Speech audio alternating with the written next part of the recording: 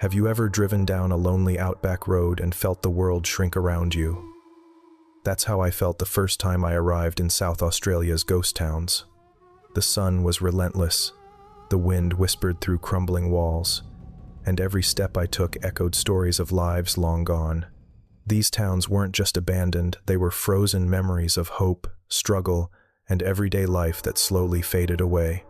As I wandered through Farina, Cook, Radium Hill, Wakaringa, and Inniston, I realized each street, each ruin, carries a heartbeat of the past, waiting for someone to remember. If you love exploring forgotten places and uncovering their stories, make sure to subscribe and join me on this journey. 1. I remember the first time I arrived in Farina. It was one of those endless outback roads in South Australia where the horizon stretches like it has no end, and the sun feels hotter than anywhere else. I had read about this old wheat town, but nothing could have prepared me for the silence that hit me the moment I stepped out of the car. It was the kind of silence that feels almost alive, like the town itself was watching, waiting, remembering. Walking through Farina felt like stepping into a time capsule. The ground was dry and cracked, the kind that makes every step crunch with a hollow echo. I saw the ruins of small stone cottages and what once might have been a bustling general store. The walls were crumbling, doors hung crooked on their hinges, and windows stared blankly like empty eyes. I could almost imagine the families that lived here, farmers and their children, hoping for rain and good harvests, chasing dreams that slowly dried up under the relentless outback Sunday. There were small remnants everywhere. Rusted farm equipment lay scattered in the open, half buried in the dirt. Broken fences lined the streets, some leaning as if tired of holding up against time itself. The old railway siding was there too, a few meters of track twisted and abandoned. You could feel the life that once flowed here, a heartbeat now silent, swallowed by the desert. I spent hours walking, trying to imagine the town as it must have been in its prime. Families walking to the general store, children laughing and playing in the dusty streets, the occasional horse-drawn cart rolling past. But then, the wind would blow, carrying a faint whistle across the empty town, and the illusion would vanish. All that remained was a quiet reminder of how fragile life can be in these harsh lands. One thing that struck me the most was the cemetery at the edge of the town. The weathered headstones, some barely legible, told stories of families who had lived, struggled, and disappeared, along with Farina itself. I felt an odd mix of sadness and awe. It's strange to visit a place where so much life once existed, only to realize that nature eventually reclaims everything. By the time I left, the sun was dipping low, casting long shadows across the abandoned streets.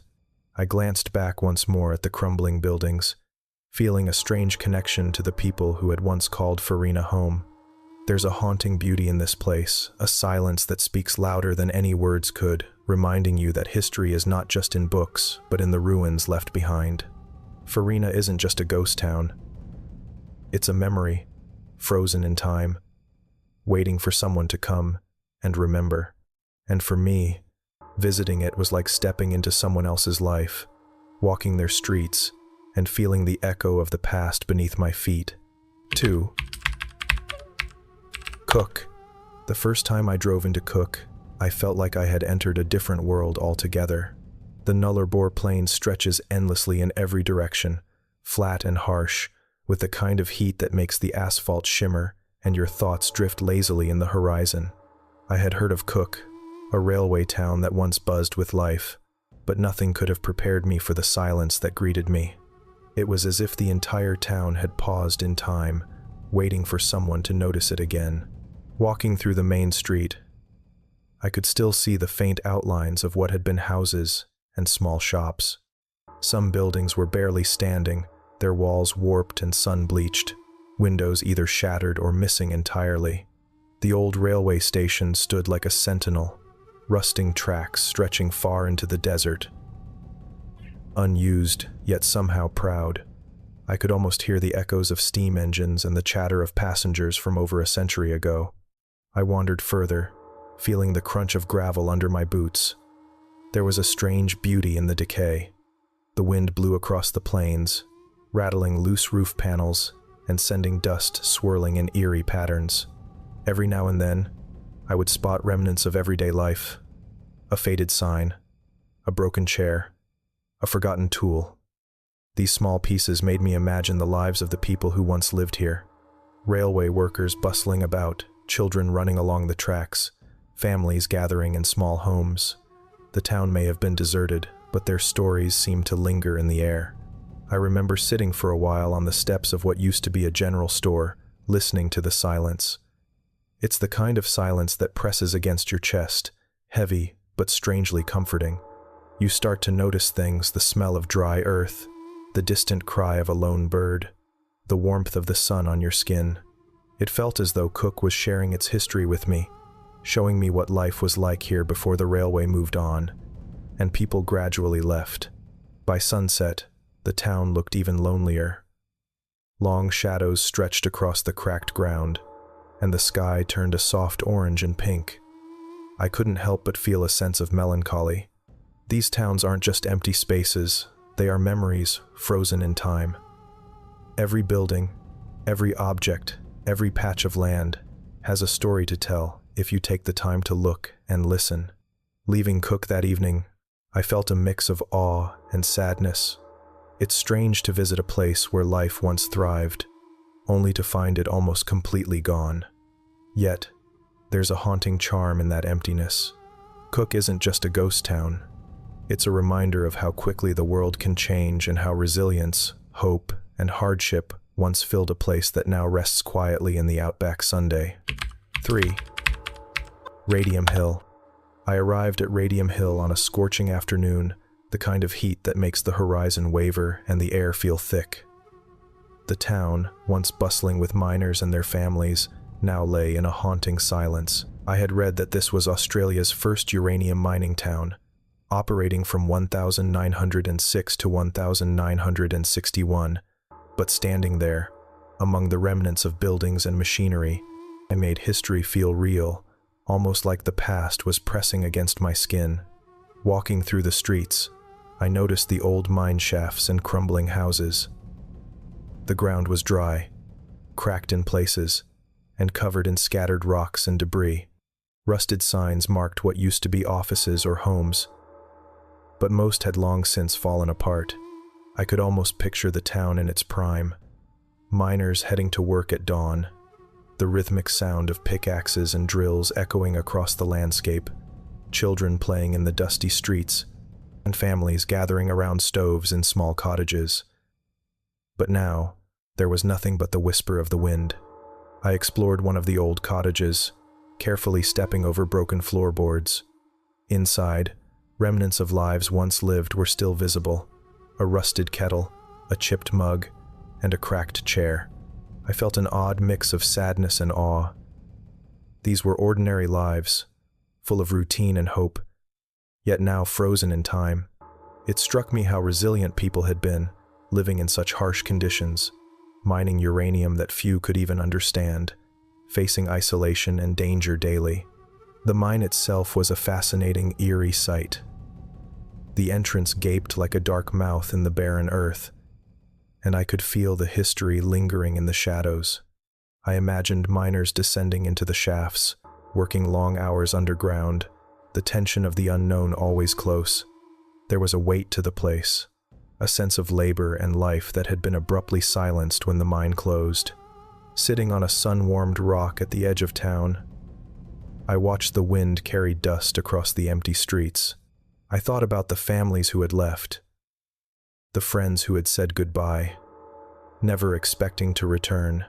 It felt like Radium Hill was not just a ghost town. It was a monument to human endurance, ambition, and the transient nature of life.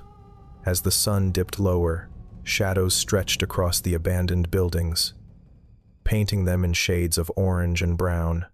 I felt a strange connection to the place, as if the town itself had allowed me a glimpse into its past. Leaving Radium Hill, I carried with me the echo of lives once lived, the haunting beauty of silence, and the memory of a town that once thrived, but now stands as a testament to history, waiting quietly for someone to remember. 4. I first heard about Wakaringa while reading a small article on old gold mining towns in South Australia. Curiosity got the better of me, and I decided to see it with my own eyes.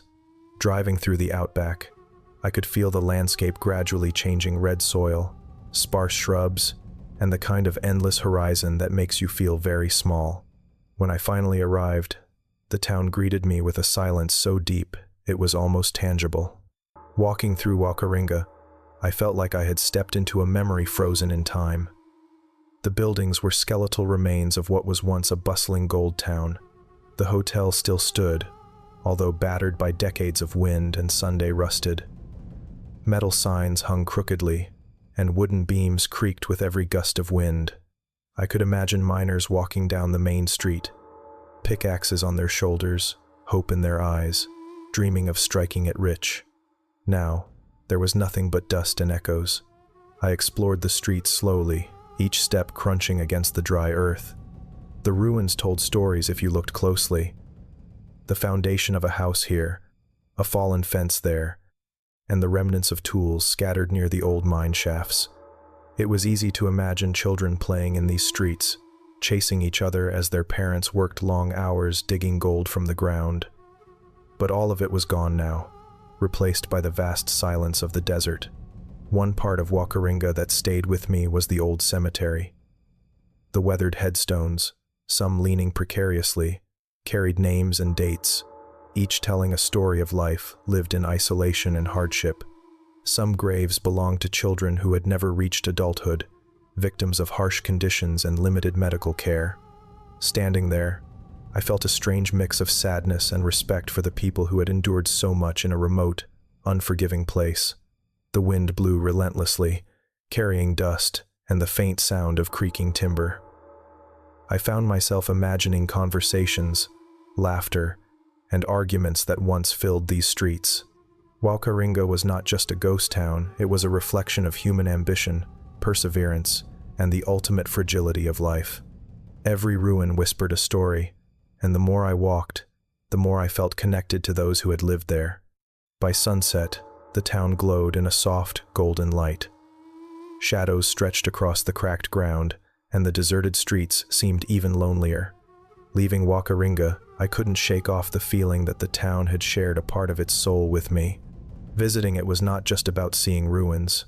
It was about experiencing history, sensing the presence of those who had once called this harsh land home, and understanding the quiet resilience of a forgotten gold town. 5. Driving into Inniston, I felt like I had entered a different world. The air was salty and dry, carrying a faint smell of gypsum and dust. I had read that this town, once thriving with gypsum mining activity, but standing there, I felt the emptiness as a living thing. It wrapped around me, quiet yet powerful, as if the town itself was breathing in slow, lonely rhythm. Walking through the streets, I could see the remains of cottages and old buildings. Some walls were barely standing, cracked by time and weather, while roofs had long collapsed. The wooden frames groaned in the wind, and rusted tools lay scattered across the ground. I tried to imagine the families who lived here, miners and their children, carrying on with their daily lives amidst the harsh conditions of the York Peninsula. Their laughter, their arguments, their routines all gone, leaving only faint echoes in the dusty air. I explored the remains of what used to be the town's main facilities. The old general store still had a partially collapsed roof and broken shelves. A rusted wheelbarrow leaned against the side, and I could almost picture a miner pushing it full of gypsum, back and forth through the scorching Sunday. Every step I took, I felt closer to the people who once made this place alive. It was strange, almost surreal, to walk where families once played, worked, and built their lives. One spot that struck me was the small church at the edge of town. Its walls were intact, though weathered and scarred. Inside, dust covered the floor, and sunlight streamed through holes in the roof, highlighting the silence. I could sense the town's devotion, the moments of hope and community that once filled this building. Sitting there for a while, I felt connected to Inniston in a way I couldn't explain, as though the town was sharing its story with me, asking me to remember. As I wandered further, the sun began to dip toward the horizon, painting the landscape in warm oranges and purples. The shadows of the ruined buildings stretched long across the ground, and a quiet wind carried the faintest whispers of the past. I left Inniston with a sense of awe and sadness. It was more than just an abandoned mining town. It was a living memory of human effort, community, and the inevitable passage of time. Inniston reminded me that every place has a story, even when it seems empty. Its silent streets, broken buildings, and scattered remnants spoke louder than words ever could. Visiting Inniston wasn't just about seeing ruins. It was about feeling history, understanding lives once lived, and carrying a piece of that forgotten world with me as I drove away.